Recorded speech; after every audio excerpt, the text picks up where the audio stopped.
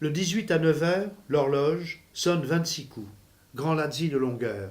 Est-ce qu'on sait ce qui est possible? Sur cette terrasse, on ne peut rester ni debout ni assis. Chaleur si forte, elle déforme audition, vision, parole. À 20h30, tout est envisageable.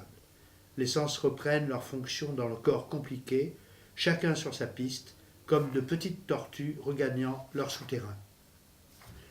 Vérification faite, la lune demain sera pleine, se lèvera à 21h30, sur la gauche de la combe ouverte, comme l'origine du monde. En traçant le zéro dans 21h30, j'entoure 2 fois le cercle, dessinant une lune soulignée autour de sa configuration, petite galaxie involontaire. Tout cet arrière, cet autour, ce centre, entièrement nu, blanc, salivé par tornade invisible fusant du double cercle, soleil-lune incendiant une plaque de ruines lente. Justement, ici, dans l'infini, myriade de visées intermittentes, apparition de fausses fournaises avec écran protecteur. Poirier, AMP, aurait pu, là, installer méticuleusement aussi un double plateau de braise sur champ de début en ruine.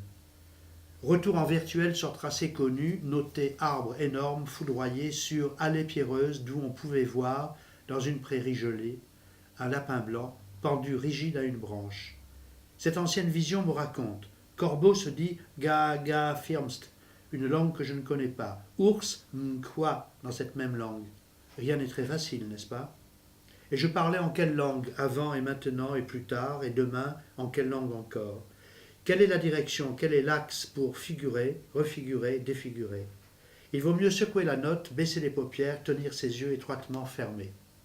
Quelque part, une de ces nuits, loin, une chaleur inattendue. J'ai compris que je n'étais pas là, dans cette maison. Ce qui se trouvait allongé dans mon lit, sur moi, dans moi, à côté de moi, devait être une impression de moi-même, sosie mentale, sans organisation charnelle. Une impression peut-elle sortir d'un lit, avancer dans un couloir obscur, guidée par le désir puissant de rejoindre la vraie forme installée ailleurs, quelque part, dans cette maison? J'ai continué la déambulation méfiante, avancé comme un écureuil dangereux, je me livrais aux fantômes voraces. À l'extérieur a retenti une sévère batterie de paroles, dans une langue que je ne connais pas. Peut-être un corbeau et un ours qui se trompaient de territoire. Il n'était que 2 heures du matin. Les 2 fois, 2 coups ont sonné, nu. J'ai trouvé ce que je cherchais, une forme debout devant une fenêtre. Où que vous alliez, vous y êtes déjà.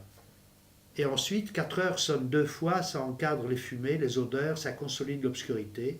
Ça fait remonter à la surface du dérisoire, avec l'éternelle solitude de l'arbre, avec la célèbre paix sur la ville, la pelote de poils indigestes de la civilisation.